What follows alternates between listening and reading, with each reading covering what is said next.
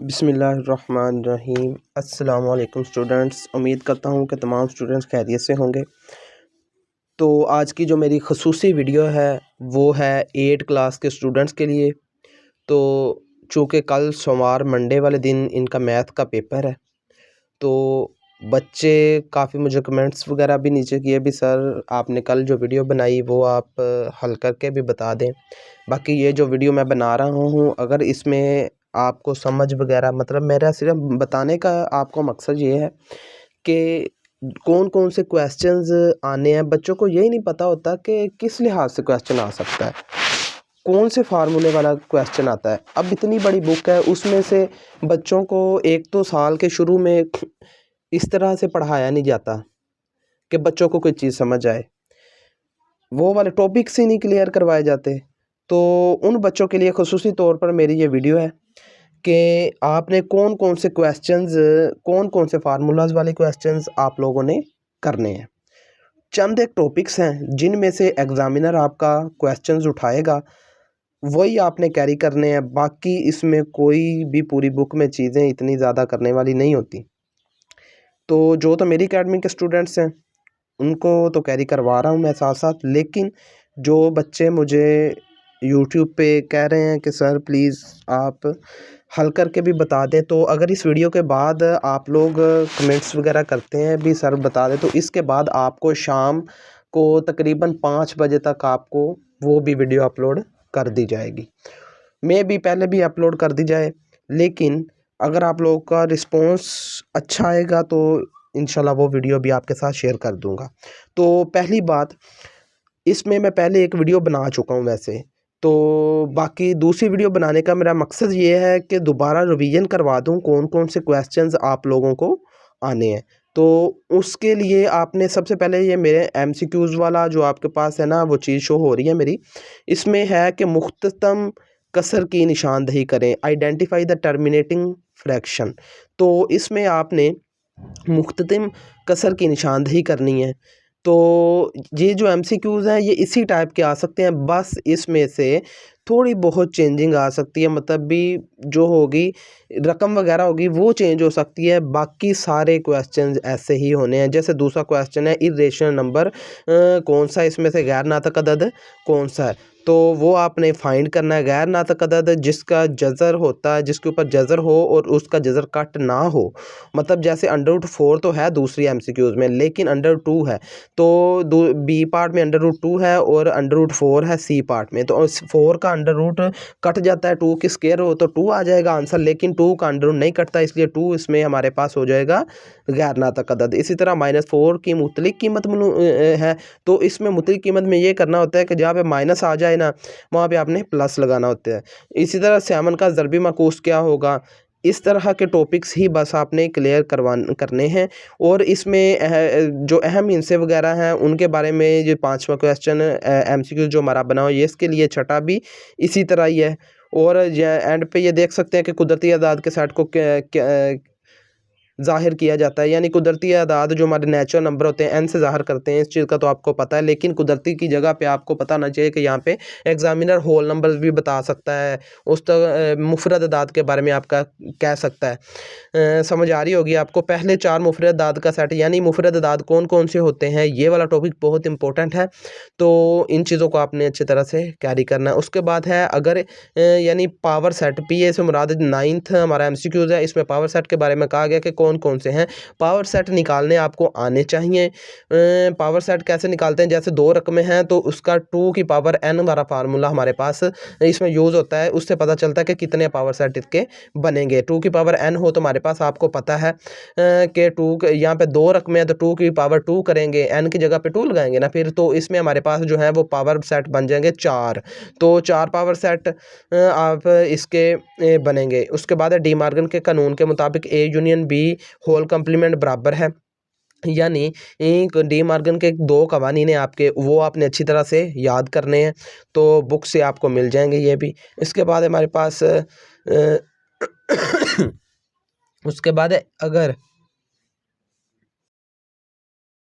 बाकी हमारे पास 11 MCQs है। इसमें ए की रकम दी गई है, बी की रकम दी गई है, यूनियन मालूम करना है। यूनियन में आपको पता है कि हम इसमें तरतीब लगाते हैं, तो गिनती आ जाए, ABC आ जाए, जो भी अल्फ़ाबेट हमारे पास आ जाए उनकी हमने सिर्फ तरतीब लगानी होगी। उसके बाद हमारे पास 12वां हमारे पास आ जाता है MCQs। उसमें सेट A = 1 2 के तहती सेटों की तादाद वही है कि इसके तहती सेट कितने बनेंगे। 2 की पावर n वाला फार्मूला ही यूज़ होना है, इसमें याद रखनी है आपने बात। तनासुब वाले क्वेश्चन बहुत इंपॉर्टेंट है हमारे लिए, यूनियन वाले क्वेश्चन बहुत इंपॉर्टेंट है। मैं साथ साथ इंपॉर्टेंट क्वेश्चंस के बारे में बताता जा रहा हूँ कि वो लॉन्ग क्वेश्चन में भी आ सकता है यूनियन वाला।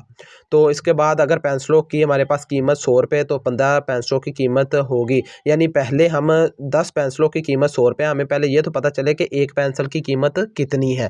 तो अगर एक पेंसिल की कीमत हमें पता चल जाएगी तो फिर ही हम 15 पैसों की कीमत निकाल सकते हैं। सिंपल से क्वेश्चन हैं, समझ के हल करने हैं पेपर में, ये नहीं कि इधर उधर से देख के आपने लगाने हैं। आप कोई कॉमन सेंस भी आप लोगों ने यूज़ करनी है साथ साथ। यहाँ पे तनासुब, चौथा मुतनासिब, इसमें मालूम करने के लिए हमारे पास बहुत सिंपल से क्वेश्चन है, इसको समझ के ध्यान से पेपर में हल करना। 16वां क्वेश्चन हमारे पास, ये भी छूट फ़ीसद होगी, मतलब इसमें ये आप MCQs वगैरह देख लें। टॉपिक सिर्फ आपको बता रहा हूँ। जमी सिलसिला की चौथी रकम, यानी जमी सिलसिला, ज़रबी सिलसिला, ये वो चीज़ें हमारे पास इसमें यूज़ होंगी। तो ये वाला टॉपिक बहुत इंपॉर्टेंट है। इसमें से देख सकते हैं 5 से 4 MCQs इसी में से बने हुए हैं, यानी 18 से लेके 21 MCQs तक इसी हिसाब से पेपर आएगा। उसके बाद तजज़ी वाले क्वेश्चंस हो गए, अलजबरी जुमले हमारे पास आ गए, और इन चीज़ों के बारे में आप देख सकते हैं कि ये बहुत इंपॉर्टेंट क्वेश्चंस हमारे पास मौजूद हैं। उसके बाद कुछ डेफिनेशनें आएंगी, टोटल 40 MCQs आपके पास होंगे। तो इसमें अगर आप देखें, कुरा की सतह का रकबा मालूम करने का फार्मूला हमारे पास, वो चीज़ आपने सब ये चीज़ें याद रखनी है। उसके बाद है कुछ डायग्राम्स वाले क्वेश्चंस आएंगे, MCQs हमारे पास वो वाले आएंगे। ये देख सकते हैं कि हमारे पास ये बहुत इंपॉर्टेंट गैस पेपर है। तो इसमें ये देखें तो स्टूडेंट्स, इसमें सिर्फ ये वाले क्वेश्चंस आप देख सकते हैं, इसमें ज्योमेट्रिकल ही हैं थोड़े बहुत क्वेश्चंस। ये वाले MCQs ज़रूर आने हैं, ज़रूर आने हैं पेपर में, ये चीज़ें आपने ध्यान से कैरी करनी है, ठीक है। हिसाबी औसत वाले रह गए, बाकी आगे आते हैं शॉर्ट क्वेश्चंस। उनके बारे में मैं आपको अच्छी तरह से क्लियर करवा देता हूँ किस तरह के शॉर्ट क्वेश्चंस आने हैं। ये देखें, अदद 1/3 को अददी ख़त पर ज़ाहिर करें, क्योंकि आपने यहाँ पे अदद को अदद 1/3 को अददी ख़त में ज़ाहिर करना इंपॉर्टेंट क्वेश्चन। इसी तरह का 1/3 की जगह पे वो 2/3 दे सकता है, 4/3 दे सकता है, बाकी क्वेश्चन यही होगा आपका। तो अददी ख़त किस तरह से ज़ाहिर करना है, ये चीज़ आपने ध्यान से देख लें। अददी ख़त के लिए आप 1 को अंदर रख के 3 पे करेंगे डिवाइड, तो लाइन लगाएंगे हम। तो इसके बारे में आप अगर तो आपके पास मॉडल पेपर हैं तो उन पे आपके ये हल किए होंगे, लेकिन अगर आपके पास मौजूद नहीं, अवेलेबल ना हो, तो आप मुझे तकरीबन कह सकते हैं कि मतलब आप कमेंट्स में बताएं, तो मैं आपको वो भी वीडियो प्रोवाइड आज कर दूंगा। इसके बाद है हमारे पास क्वेश्चन नंबर 2 है।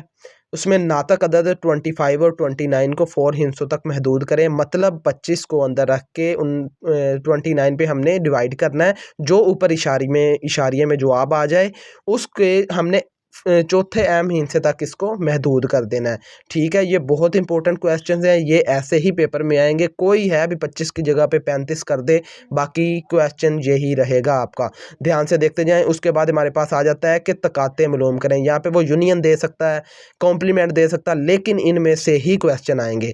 तो यूनियन का जो हमारे पास टॉपिक है वो बहुत इंपॉर्टेंट है, MCQs भी इसी में से बने।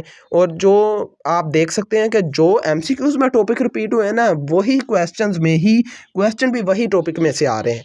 तो यहाँ पे पावर सेट के बारे में पहले भी हम एक MCQs करके आए हैं पीछे, ये वही आप देख सकते हैं कि एक टॉपिक का आपको 5-5 नंबर भी दे रहा है। तो यहाँ पे भी अगर हम देखें, अगर 25 मजदूर 9 दिनों में काम कर रुपए कमाते हैं, यानी तो 15 मजदूर 12 दिनों में कितने कमाएंगे, ये देख सकते हैं आप। तो तनासुब रास्त, तनासुब मकूस वगैरह वाले क्वेश्चंस हैं, ये हमारे पास वो इम्पोर्टेंट है टॉपिक, इसको ध्यान से कर लेना आप। गाड़ी की कीमत दी गई है जी, कीमत फ़रोख्त यानी ख़रीदी कितने की, बेची कितने की है, तो नुकसान फ़ीसद भी आपने बताना है। तो इसमें आप ध्यान से देखते जाएँ, यही क्वेश्चंस बिल्कुल इसी तरह रिपीट होंगे आपके, सिर्फ़ और सिर्फ रकम थोड़ी बहुत चेंज हो सकती है, टॉपिक यही होगा, फार्मूला यही यहीं पे अप्लाई होगा। उसके बाद है nth यानी जमी सिलसा आपने मालूम करना है। बहुत सिंपल क्वेश्चन, पहले एक ही यानी जहाँ पे n आएगा वहाँ पे n बराबर 1 पुट करेंगे, यानी जहाँ जहाँ पे n आएगा वहाँ पे 1 पुट करेंगे, दूसरी दफ़ा 2 पुट कर देंगे, 3 पुट करेंगे, बस यहाँ पे हमने 4 तक पुट करना है इसमें, ठीक है। 7 क्वेश्चन में 8 क्वेश्चन को देखें तो ज़रबी सिलसिला है कि जनरल रकम मालूम करनी है, तो सिंपल सा क्वेश्चन है। इसमें आप देखें 3 में कितने हमने मल्टीप्लाई किया, 3 को कितने 6 आया, 2 से ज़ाहिर बात है मल्टीप्लाई किया, 6 को 2 से मल्टीप्लाई किया तो 12 आ गया। तो ये बिल्कुल सेम क्वेश्चन है हमारे पास। उसके बाद क्वेश्चन नंबर 9 आ जाता है, तजज़ी करनी है, फार्मूला आपने याद रखना है। इसमें 4x² - 9y² है, तो यहाँ पे आप देख सकते हैं कि 4 का स्क्वायर भी 2 बन सकता है, 9 का स्क्वायर भी 3 बन सकता है। तो इसका जो फार्मूला है हमारे पास वो होगा a² - b² इक्वल होता है a + b और a - b, यानी ये 4x² - 9y² में एक दफ़ा प्लस में आएगी रकम, एक दफ़ा माइनस में आएगी, लेकिन 4 की जगह पे 2 और 9 की जगह पे 3 होगा।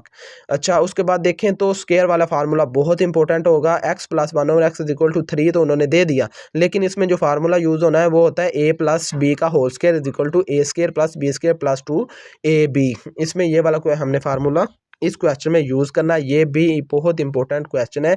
यही क्वेश्चन आपको 9th क्लास में बहुत ही फ़ायदा देंगे। अच्छा, उसके बाद है एक करवी सतह का रकबा जिसका रदास उन्होंने दिया गया है, तो ये एंड वाली बुक पे हम पहुंच चुके हैं। तो यहाँ पे ये वाले क्वेश्चन बहुत इंपॉर्टेंट हैं, इनमें से पेपर में ज़रूर रिपीट होने हैं। अच्छा, उसके बाद अगर हम देखें एक करवी टैंक का रदास 25 सेंटीमीटर है, इसमें कितने लीटर पानी आ सकता है। तो ये टैंक वाला टैंक के जो हमारे पास क्वेश्चन होंगे वो भी इस लिहाज से, यानी लीटर्स में कितना आ सकता है, और ये वो चीज़ें, ये बहुत इंपॉर्टेंट टॉपिक्स हैं। उसके बाद हमारी ज्योमेट्री वगैरह शुरू हो जाएगी, उनके मफरूज़ा वगैरह शुरू हो जाएंगे। बाकी मैं दोबारा आपको बता रहा हूँ कि जिनके पास तो मॉडल पेपर मौजूद है ना, उनके लिए तो ये पहले से ही अवेलेबल होगा, वहाँ पे किया होगा। बाकी जिन बच्चों को ना समझ आए वो मुझे कमेंट सेक्शन में कह सकते हैं। अच्छा, उसके बाद आधा मालूम करने के लिए कहा गया है। 14 क्वेश्चन है हमारे पास, इसी तरह 15 क्वेश्चन है, औसत मालूम करनी है। ये आप देख सकते हैं कि जो भी क्वेश्चन रिपीट हुए हैं आपके, वो सब के सब जो हमारे पास रिपीट हो चुके हैं ना क्वेश्चन, वो सब के सब ही एमसीक्यूज़ वाले क्वेश्चन थे, वहाँ पे उन्होंने एमसीक्यूज़ में दे दिए। आप ये सोचते होंगे कि हम साइंस के तो एमसीक्यूज़ वगैरह याद कर सकते हैं किसी बुक से, लेकिन मैथ के एमसीक्यूज़ कहाँ से याद करें। तो इसके लिए मेरा मशवरा, ये जो टॉपिक मैं आपको बताए हैं क्वेश्चन वाले, सिर्फ यही टॉपिक आप 15 से 20 टॉपिक हैं, यही तैयार करें और यही आप इनके कंसेप्ट को क्लियर कर लें, तो आप इससे काफ़ी आपको फ़ायदा होगा। क्योंकि पेपर ये अटैम्प्ट हो जाना है आपका सारा। मैथ के पेपर में, चलो उर्दू के पेपर में इंसान खुद से लिख सकता है तो उसे कुछ नंबर मिल सकते हैं, लेकिन यहाँ पे अगर आपने गलतियाँ की तो आपको इसमें से नंबर नहीं मिलेंगे। तो इसी तरह ये हमारे पास लॉन्ग क्वेश्चन आ गए हैं, ए भी पार्ट होगा लॉन्ग क्वेश्चंस का। तो इसमें से आपने यहाँ पे देख सकते हैं कि कोई से 3 सवालात हल करें, हर सवाल के 10 नंबर हैं, हर सवाल के 2 जुज़ हैं और हर जुज़ के 5 नंबर। मतलब उन्होंने कहा है कि 3 सवाल हल करने हैं कोई से, तो हर सवाल के आपको 10 नंबर दिए जाएंगे और 2 जुज़ हमारे पास ए भी पार्ट होगा, क्योंकि हर क्वेश्चन के 5 नंबर ही होंगे, ठीक है।